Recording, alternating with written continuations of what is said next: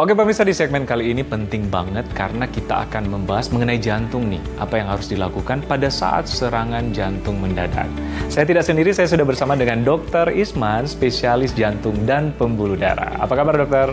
Alhamdulillah, kabar baik. Sehat selalu ya? Sehat selalu, insya Allah. Iya, kayaknya selalu check up jantung nih ya. Ya, 5 tahun sekali. 5 tahun Kalau sekali. nggak ada apa-apa. Kalau nggak ada apa-apa, benar banget. Nah, kita ingin menginformasikan ke masyarakat mengenai pentingnya jantung. Dan kadang-kadang ada kasus yang mungkin sering kali kita lihat di film-film atau mungkin sering kita dengar di sosial media tentang serangan jantung yang mendadak bahkan bisa mengakibatkan fatal atau kematian. Nah, kira-kira apa yang terjadi sih dokter serangan jantung mendadak ini dokter? Ya, jadi serangan jantung mendadak ini 50%, di atas 50% itu nggak ada gejala sebenarnya. Jadi tanpa izin dia datang, saya serangan jantung nggak ada. Pokoknya mendadak. Ya, ya. Nah, 50% lainnya itu mereka ada gejala sebelumnya. Oke. Jadi gejalanya mulai nggak nyaman di dada, kemudian rasa sakit dada, rasa diperas, rasa terbakar, rasa panas, mulai dari bawah rahang sampai di atas pusar, sampai ke punggung belakang itu bisa terjadi. Kadang lengan kiri, dada kiri, ya, rasa diikat, juga macam-macam rasanya, rasa tertusuk, disayat, macam-macam. Itu yang bergejala. Oke. Tapi kalau sebagian besar 50% ternyata 50%-nya datang mendadak tiba-tiba.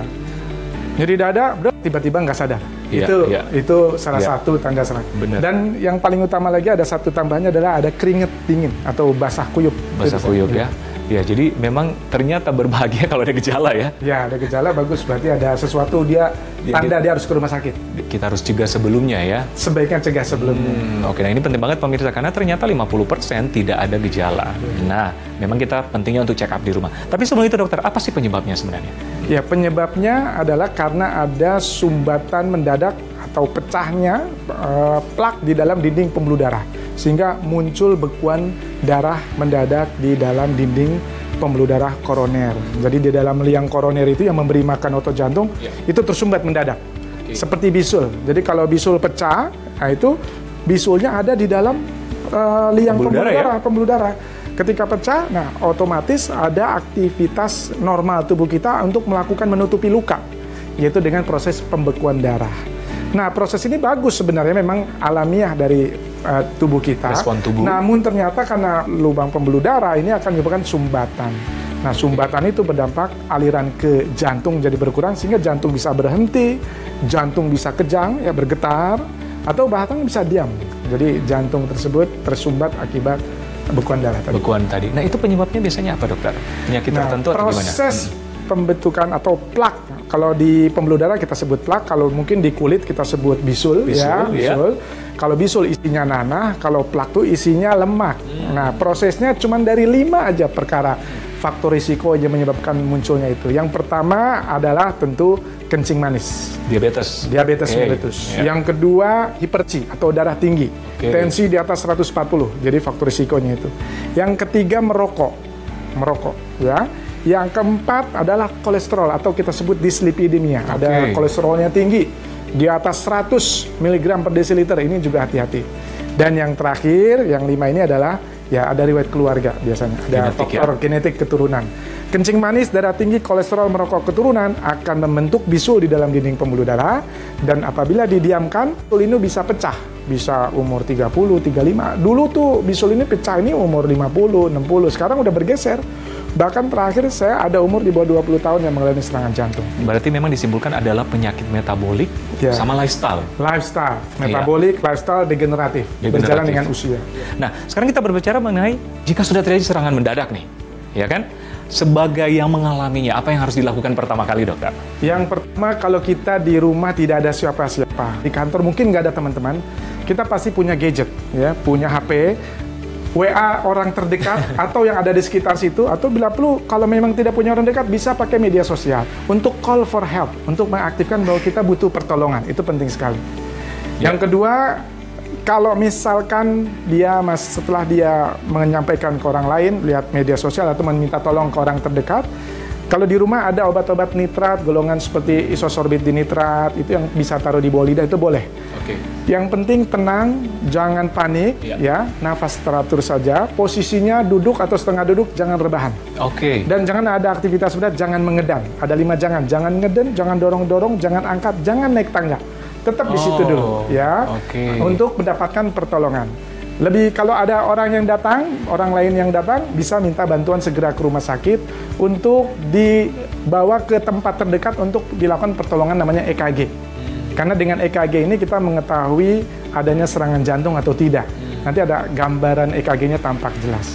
Atau, nah sekarang zaman udah lebih canggih, lebih keren nih sekarang, banyak masyarakat udah punya smartwatch. Ya seperti yang ini smartwatch. Ini sekarang ada fitur-fitur bisa EKG. Kita lihat heart rate-nya cepat, misalkan di atas 100, dan juga ada gambaran EKG yang memungkinkan bisa kita kirim ke teman kita yang misalnya kita punya teman dokter atau siapapun untuk kita WhatsApp, karena bisa tersambung ke handphone.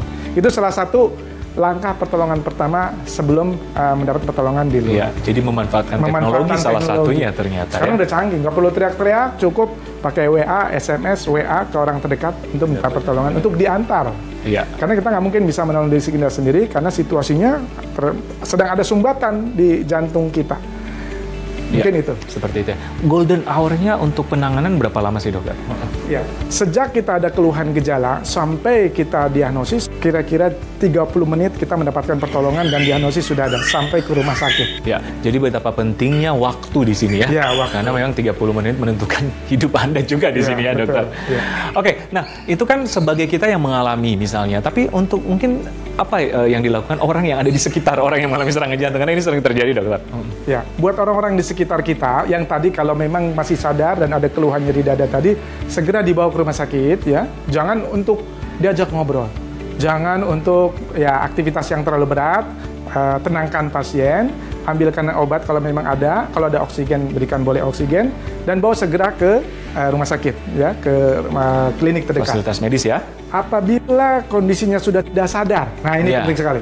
Tiba-tiba yang serangan tidak sadar, dia mendadak. Yang tadinya dia zombie, dia terdiam, jangan dikepok-kepok tangannya. Itu hoax tuh, jangan ya. Jangan dikepok tangannya. Baringkan, langsung tegakkan, dongakan dagunya. Baringkan, dongakan dagunya dengan maksud membuka jalan nafas. Kalau jalan nafas sudah terbuka, lalu kita bisa arahkan entah kapas atau yang ringan atau benang ya. Apakah ada aliran nafas di hidung atau tidak? Kalau aliran nafasnya ada, berarti biarkan dia tegak posisinya supaya terbuka jalan nafasnya. Nah, apabila tidak ada jalan nafas atau kita dengarkan tidak ada hembusan nafas, maka lakukan kompresi. Segera di tengah dada kita kompresi. Tangan kanan ada di bawah, tangan kiri di atas. Kita kompresi 100 kali semenit. Jadi dalam 1 menit 100 kali. 1, 2, 3, 4 ya. Sampai sadar. Atau sampai bantuan datang. Memang penting banget karena golden hour itu 30 menit. Sampai datang ke rumah sakit. Sampai datang ke rumah sakit. Jadi baik pun yang mengalami ataupun orang sekitar rumah harus wajib waspada. Benar nggak, dok ya? Iya, betul. Nah, ini terakhir nih, bagaimana tips menjaga kesehatan jantung? Salah satunya juga supaya tidak terjadi gangguan atau terjadi kedaruratan jantung tadi, dokter. Kalau sudah terjadi, tentunya susah kita untuk melakukan penjagaan. Kita tolong pertolongan. Tapi mencegah lebih baik daripada jika sudah terjadi serangan. Gimana cara mencegahnya? Ini supaya jembatan keledai kita gimana cara mencegahnya. Jadi jangan merokok. Kalau masih merokok, itu tanda bentar lagi entah kapan kita nggak tahu ya, akan mudah terjadi serangan jantung. Kita untuk berjalan aktivitas ya, jalan pagi rutin. 3 kali seminggu kita jalan pagi. 3 km, 30 menit lamanya. Jadi 3 km, 30 menit, 3 kali seminggu. Olahraga lah ya.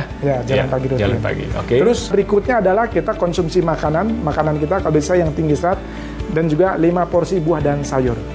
Tinggi serat. Jadi makan pagi ada buah, sebelum makan siang ada sayur ya. Sayur, buah, sayur.